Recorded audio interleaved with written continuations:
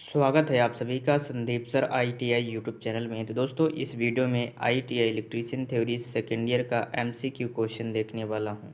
इस वीडियो में कंप्लीट ज़रूर बने रहिएगा। 1 से लेकर 16 तक कंप्लीट हो चुकी है क्लास, जो है कि प्लेलिस्ट में आपको मिल जाएगी। ITI electrician theory second year के नाम से प्लेलिस्ट मिल जाएगी, वहाँ से आप इनको कंप्लीट ज़रूर देख लीजिए।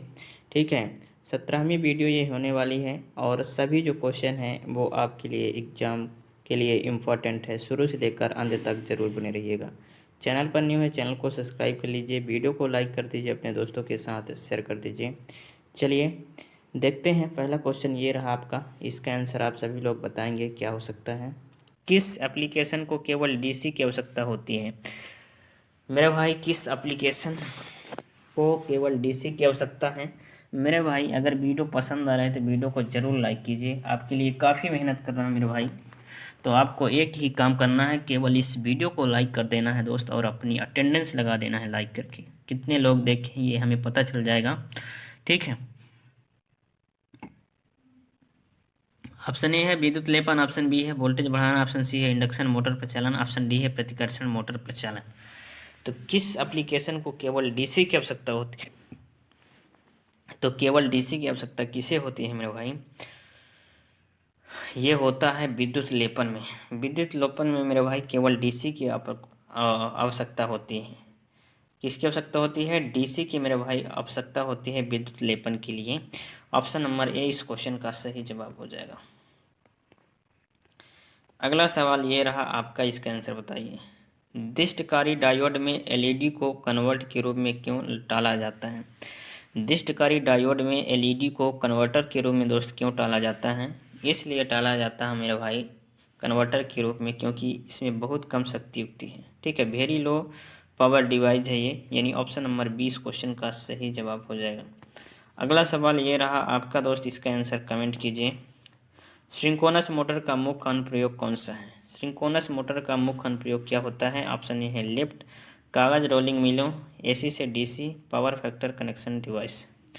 तो सिंक्रोनस मोटर का मुख्य अनुप्रयोग मेरे भाई है, ये है पावर फैक्टर करेक्शन डिवाइस है। कैसा है? पावर फैक्टर करेक्शन डिवाइस है दोस्त में ये सिंक्रोनस मोटर, यानी ऑप्शन नंबर डी इस क्वेश्चन का सही जवाब हो जाएगा। सिंक्रोनस मोटर का मुख्य अनुप्रयोग क्या है? Power factor correction device. क्या है? पावर फैक्टर में सुधार करता है, यानी ऑप्शन नंबर डी इस क्वेश्चन का सही जवाब हो जाएगा। अगला सवाल ये रहा आपका दोस्त, इसका सही जवाब बताइए क्या होगा। मोटर जनरेटर सेट का लाभ क्या है? तो मोटर जनरेटर सेट का लाभ हमें बताना है। मोटर जनरेटर सेट का लाभ क्या होता है? ऑप्शन ए है शोरहीन उच्च दक्षता, कम रखरखाव की आवश्यकता, और डीसी आउटपुट वोल्टेज को आसानी से इंगित किया जा सकता है।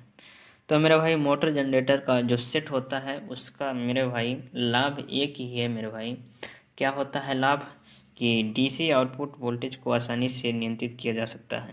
डीसी आउटपुट वोल्टेज को हम आसानी से नियंत्रित कर सकते हैं, यही फ़ायदा है दोस्त मोटर जनरेटर सेट का। चलिए अगला क्वेश्चन ये रहा आपका, रोटरी कन्वर्टर के भाग एक्स का कार्य क्या है? रोटरी कन्वर्टर ये दिया गया है मेरे भाई, एक्स भाग का कार्य में बताना है। चलिए एक्स भाग कौन सा है? ये है रोटरी कन्वर्टर। पिछले क्वेश्चन में आया था, एक्स के द्वारा इसको प्रदर्शित किया गया है। और ये है दोस्त कम्यूटेटर। कम्यूटेटर का काम है कि एसी को डीसी में परिवर्तित करना। चलिए ऑप्शन देख लेते हैं क्या होगा। प्रति ये हमारा है कम्यूटेटर। ठीक है, कम्यूटेटर का काम क्या है मेरे भाई, ये हमें बताना है। तो ये काम करता है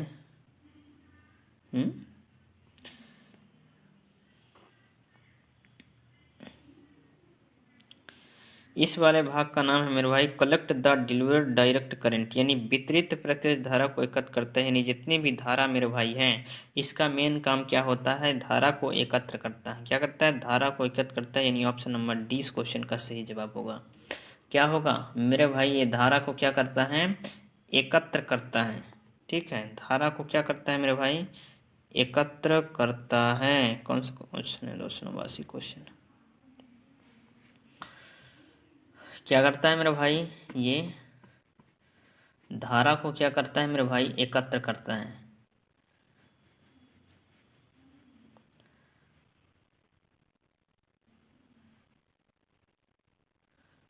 289।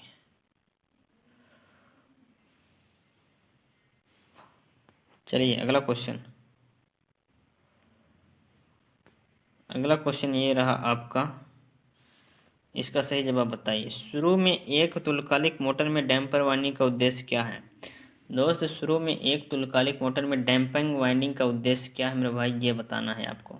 चलिए बताइए इसका सही जवाब क्या होगा। शुरू में तुल्यकालिक मोटर में डैम्पिंग वाइंडिंग का उद्देश्य क्या है? तो इसका उद्देश्य मेरे भाई होता है एक नियत गति बनाए रखने के लिए एक उच्च चुंबकीय क्षेत्र का निर्माण करें। दोस्त इसका उद्देश्य यही होता है, एक नियत गति बनाए रखता है और चुंबकीय क्षेत्र का निर्माण करता है। ठीक है, तुल्यकालिक मोटर में डैम्पिंग वाइंडिंग का यही उद्देश्य है, यानी ऑप्शन नंबर डी इस क्वेश्चन का सही जवाब होगा। अगला सवाल ये रहा आपका। सिंक्रोनस मोटर सिंक्रोनस गति से क्यों नहीं चलती है? तो दोस्तों सिंक्रोनस मोटर जो है वो सिंक्रोनस गति से क्यों नहीं चलती? ऑप्शन ए अपर्याप्त उत्तेजन, ऑप्शन बी है दोषपूर्ण पोनी मोटर, ऑप्शन सी है खुली डैम्पर वाइंडिंग, ऑप्शन डी है वाइंडिंग टेपर वाइंडिंग में शॉर्ट। तो सिंक्रोनस मोटर सिंक्रोनस गति से क्यों नहीं चलती मेरे भाई? इसका मेन कारण है अपर्याप्त उत्तेजना हो जाएगा। ठीक है, अपर्याप्त उत्तेजना, यानी ऑप्शन नंबर ए इस क्वेश्चन का सही जवाब हो जाएगा। अगला सवाल ये रहा आपका, इसका सही जवाब बताइए। सिंक्रोनस मोटर को सिंक्रोनस के कंडेंसर के रूप में कैसे उपयोग किया जाता है? सिंक्रोनस मोटर को सिंक्रोनस कंडेंसर के रूप में कैसे उपयोग किया जाता है मेरे भाई? कंडेंसर के रूप में कैसे उपयोग करते हैं? ऑप्शन ए है मोटर लोड में बदलाव, ऑप्शन बी है रोटर उत्तेजना में बदलाव, ऑप्शन सी है मोटर में स्टेटर वोल्टेज में बदलाव, ऑप्शन डी है मोटर में स्टेटर धारा में बदलाव। तो सिंक्रोनस मोटर को सिंक्रोनस कंडेंसर में कैसे प्रयोग करते हैं? तो इसका सही जवाब मेरे भाई हो जाएगा रोटर उत्तेजना में बदलाव। क्या होगा? रोटर उत्तेजना में बदलाव करके, यानी ऑप्शन नंबर 20 क्वेश्चन का सही जवाब हो जाएगा। अगला सवाल ये रहा आपका मेरे भाई, इसका सही जवाब बताइए। तुल्यकालिक मोटर में डैम्पर वाइंडिंग का क्या कार्य है? तुल्यकालिक मोटर में दोस्त डैम्पर वाइंडिंग जो लगी रहती है उसका क्या कार्य होता है? ऑप्शन ए है पावर फैक्टर बनाए रखें, ऑप्शन बी है फील्ड वाइंडिंग को उत्तेजित करें, ऑप्शन सी है गति नियत गति बनाए रखें, ऑप्शन बी सिंक्रोनस मोटर शुरू करें। तो मेरे भाई तुल्यकालिक मोटर में जो डैम्पर वाइंडिंग का उपयोग होता है मेरे भाई, कार्य होता है वो होता है सिंक्रोनस मोटर शुरू करें, स्टार्ट द सिंक्रोनस मोटर, यानी ऑप्शन नंबर डी इस क्वेश्चन का सही जवाब हो जाएगा। अगला सवाल ये रहा आपका। बोला गया है मेरे भाई very very most important question है ये आपका, कौन से कन्वर्टर में उच्च दक्षता है? Very very most important question, कौन से कन्वर्टर में उच्च दक्षता? ऑप्शन है SCR कन्वर्टर में, रोटरी कन्वर्टर में, मोटर जनरेटर सेट में, मरकरी आर्क दृष्टकारी में। तो किसमें उच्च दक्षता है मेरे भाई? तो उच्च दक्षता सबसे ज़्यादा है SCR कन्वर्टर में। किसमें? SCR कन्वर्टर में, यानी ऑप्शन नंबर ए इस क्वेश्चन का सही जवाब हो जाएगा। ठीक है, अगला सवाल ये रहा। अगला सवाल ये रहा मेरे भाई, इसका आंसर कमेंट कीजिए।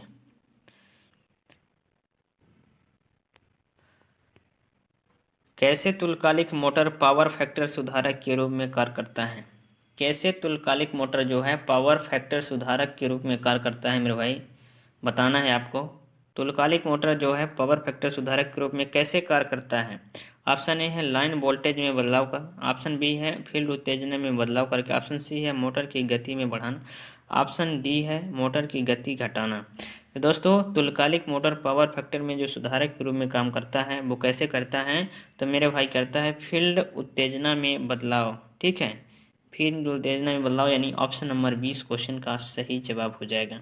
कि तीव्रता को मापने के लिए किस अवरोधक का उपयोग किया जाता है? मेरे भाई अगर प्रकाश की तीव्रता को आपको मापना है कि जो प्रकाश की किरण वो कितनी तीव्र गति से आ रही है, तो इसके लिए किस अवरोधक का उपयोग किया जाता है मेरे भाई? किस अवरोधक का उपयोग हम करते हैं? प्रकाश की तीव्रता को मापने के लिए जो हम अवरोधक का उपयोग करते हैं मेरे भाई वो बताना है आपको। ऑप्शन ए है VTR, ऑप्शन बी है NTC, ऑप्शन सी है PTC, ऑप्शन डी है LDR। तो दोस्त इसमें हम प्रयोग करते हैं LDR का। किसका प्रयोग करते हैं? LDR का। ठीक है, LDR का दोस्त अगर आपसे फुल फॉर्म पूछ दिया जाए, इसका सही जवाब क्या होगा? ऑप्शन नंबर डी होगा। अगर एलडीआर का दोस्त आपसे फुल फॉर्म पूछ दिया जाए तो आपको बता देना है लाइट डिपेंडेंट रजिस्टर। क्या बताना है? लाइट डिपेंडेंट रजिस्टर दोस्त एलडीआर का फुल फॉर्म होता है। ये भी आपको ध्यान में रखना है दोस्त, एग्जाम में कई बार पूछ लिया जाता है। तो दोस्त आपको याद रखना है लाइट डिपेंडेंट रजिस्टर एलडीआर का जो है फुल फॉर्म होता है। चलिए दोस्त अगला क्वेश्चन देखते हैं। ये रहा दोस्त आपका अगला सवाल, इसका सही जवाब बताइए। सिलिकॉन सेमीकंडक्टर डायोड किस कोड को इंगित करता है मेरे भाई? जो सिलिकॉन सेमीकंडक्टर होता है वो इनमें से कौन सा कोड को इंगित करता है दोस्त, ये आपको याद रखना पड़ेगा।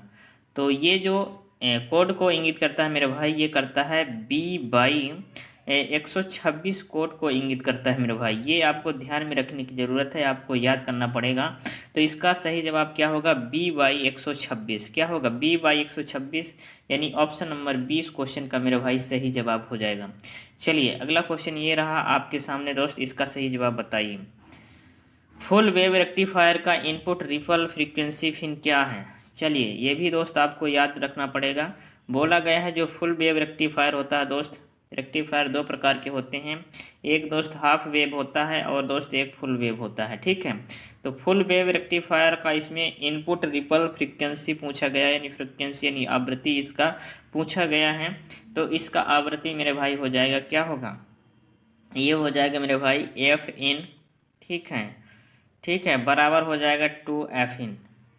ये दोस्त इसका फ्रीक्वेंसी हो जाएगा। ठीक है, इनपुट, इन मतलब होता है दोस्त इनपुट, ये दोस्त आपको रखना, ध्यान में रखना है। ठीक है, फ्रीक्वेंसी इनपुट बराबर दोस्त होगा 2 फ्रीक्वेंसी इनपुट, यानी ऑप्शन नंबर सी इस क्वेश्चन का मेरे भाई सही जवाब हो जाएगा। इस फार्मूले को आपको याद में रखना है। ठीक है, चलिए अगला सवाल ये रहा आपका, इसका आंसर बताइए। एक सक्रिय घटक कौन सा है मेरे भाई? सक्रिय घटक कौन सा है इनमें से आपको बताना है। सक्रिय घटक दोस्त बताना है, एक होता है निष्क्रिय घटक। दो प्रकार के घटक होते हैं, एक होता है एक्टिव कंपोनेंट, एक होता है दोस्त सक्रिय घटक, एक होता है निष्क्रिय घटक। तो इसमें पूछा गया है सक्रिय घटक, तो सक्रिय घटक कौन सा है? इसमें से सक्रिय घटक बताना है दोस्त, प्रारंभ करने वाला इंडक्टर, और रोकने वाला रजिस्टर, और ऑप्शन सी है संधारित्र, ऑप्शन डी है ट्रांजिस्टर। तो रे मेरे भाई ये हो जाएगा ट्रांजिस्टर जो होते हैं, ट्रांजिस्टर हो गया, डायोड हो गया, इन सभी दोस्त क्या होती हैं? सक्रिय घटक होते हैं। ठीक है, डायोड हो गया मेरे भाई, डायोड हो गया, ये सभी क्या है दोस्त? सक्रिय घटक हैं। और जैसे संधारित्र हो गया मेरे भाई, प्रतिरोध हो गया, ठीक है, प्रतिरोध हो गया, ठीक है, ये सभी क्या हैं? इसमें आ जाएगा प्रतिरोध हो जाएगा, संधारित्र हो जाएगा। ठीक है, ये सभी क्या है मेरे भाई? निष्क्रिय घटक हैं। कैसे घटक हैं? निष्क्रिय घटक हैं। ठीक है, तो डायोड और ट्रांजिस्टर हमारे क्या हो जाएंगे? सक्रिय घटक हो जाएंगे, यानी ऑप्शन नंबर डी इस क्वेश्चन का सही जवाब हो जाएगा। चलिए अगला सवाल ये रहा आपका, इसका आंसर बताइए। बोला गया है कौन सा अक्षर यौगिक पदार्थ कैडमियम सल्फाइड को इंगित करता है? किसको इंगित करता है? कैडमियम सल्फाइड को। तो कौन सा मेरे भाई कैडमियम सल्फाइड को इंगित करेगा, ये आपको बताना है। तो इसमें से दोस्त अक्षर जो कैडमियम सल्फाइड को इंगित करेगा वो होगा आर। कौन होगा? आर, यानी ऑप्शन नंबर डी इस क्वेश्चन का सही जवाब हो जाएगा। चलिए मेरे भाई अगला सवाल ये रहा आपका, इसका सही जवाब बताइए। प्रतीक का नाम क्या है? चलिए सिंबल वाला सवाल आ चुका है।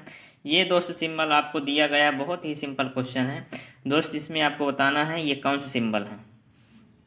ठीक है, तो ये मेरे भाई अगर आपको ऐसा सिंबल मिल जाता है तो ये कौन सा होता है मेरे भाई?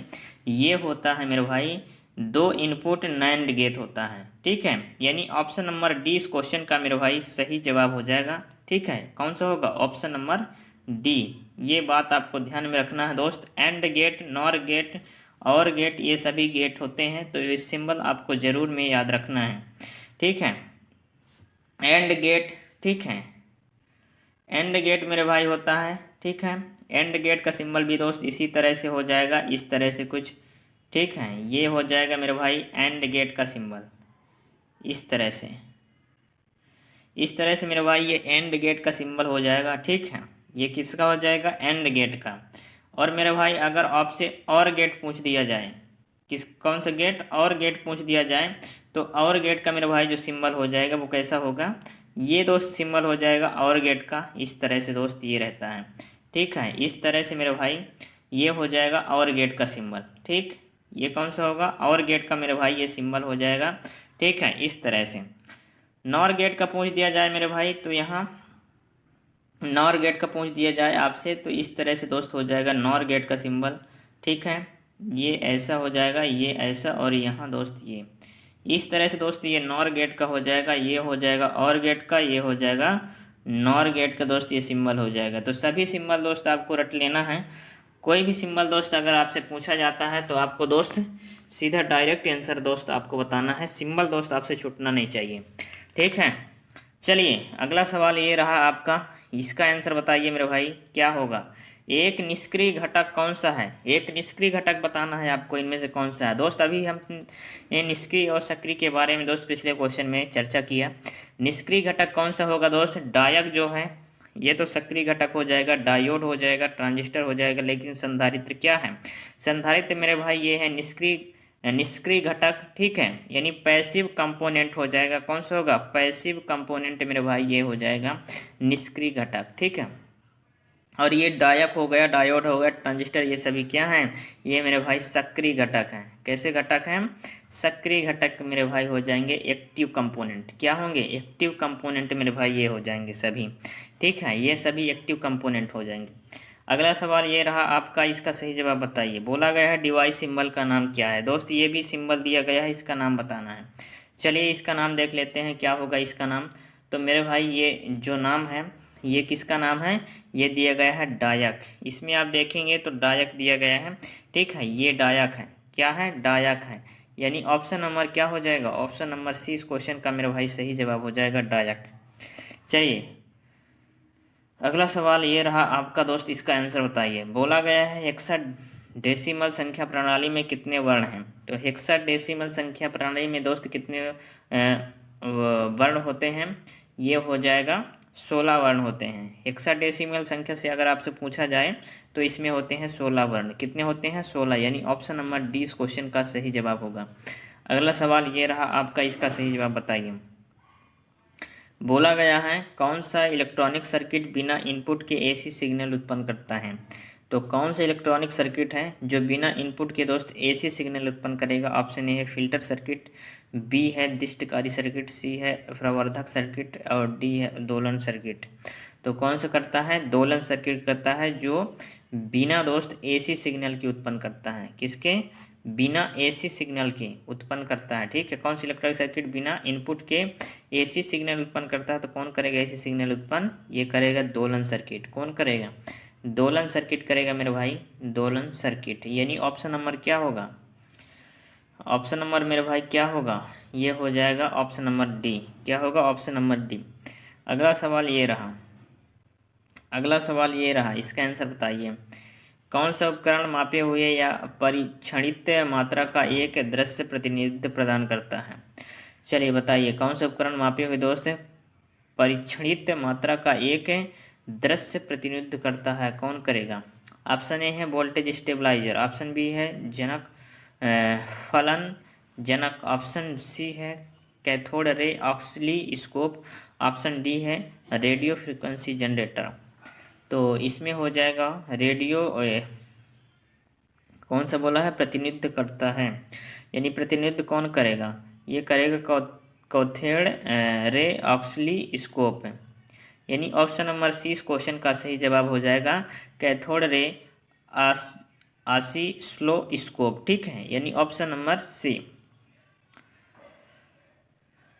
ऑसिलोस्कोप दोस्त हो जाएगा इसका सही जवाब, कैथोड रे ऑसिलोस्कोप, यानी ऑप्शन नंबर सी हो जाएगा। ठीक है, चलिए इसका सही जवाब हो जाएगा ऑप्शन नंबर सी। अगला क्वेश्चन ये रहा आपका, चलिए एम्पलीफायर का नाम, ये पूछा गया है एम्पलीफायर का नाम क्या है। मेरे भाई ये एम्पलीफायर दिया गया है आपको, इसका नाम बताना है क्या होगा नाम। ठीक है, चलिए बताइए इसका नाम क्या होगा। चलिए देख लेते हैं ऑप्शन में क्या होगा इसका नाम। तो ऑप्शन नंबर ए है common emitter amplifier, option B है class B push pull amplifier, option C है common collector amplifier, option D है class A B push pull amplifier. तो कौन सा होगा, ये होगा class B push pull amplifier है। कौन सा है, class B push pull amplifier यानी ऑप्शन नंबर 20 क्वेश्चन का सही जवाब हो जाएगा। Class B push pull amplifier को आप देख लीजिए, ये है class B push pull amplifier. ठीक है, चलिए ये रहा आपका अगला सवाल। बोला गया है एक दोलन सर्किट की अनुनाद आवृत्ति की गणना करने का सूत्र। तो मेरे भाई अनुनाद आवृत्ति अगर आपसे पूछ दिया जाए, ठीक है, आवृत्ति गणना करने का सूत्र अगर आपसे पूछ दिया जाए मेरे भाई, तो इसके लिए जो फार्मूला होगा वो होगा मेरे भाई, कौन सा होगा, ये हो जाएगा FR बराबर 1/2 पाई अंडर रूट LC होता है। ठीक है, इसके ऑप्शन में दिया है, तो ऑप्शन नंबर दोस्त सी में दिया गया, यानी ऑप्शन नंबर सी इस क्वेश्चन का मेरे भाई सही जवाब हो जाएगा। ठीक है, कौन सा होगा, ऑप्शन नंबर सी इस क्वेश्चन का सही जवाब हो जाएगा। चलिए अगला सवाल। अगला सवाल ये रहा आपका, इसका आंसर बताइए। क्या बोला गया है, सिलिकॉन ट्रांजिस्टर के संचालन के लिए बेस एमिटर जंक्शन में न्यूनतम वोल्टेज की आवश्यकता क्या है। तो सिलिकॉन ट्रांजिस्टर संचालन के लिए बेस एमिटर जंक्शन में जो न्यूनतम वोल्टेज की दोस्त आवश्यकता होती है वो कितनी होती है, तो ये होती है 0.6 वोल्ट से लेकर 0.7 वोल्ट तक। ये दोस्त आपको याद रखने की ज़रूरत है। ठीक है, यानी ऑप्शन नंबर सी इस क्वेश्चन का सही जवाब हो जाएगा। ठीक।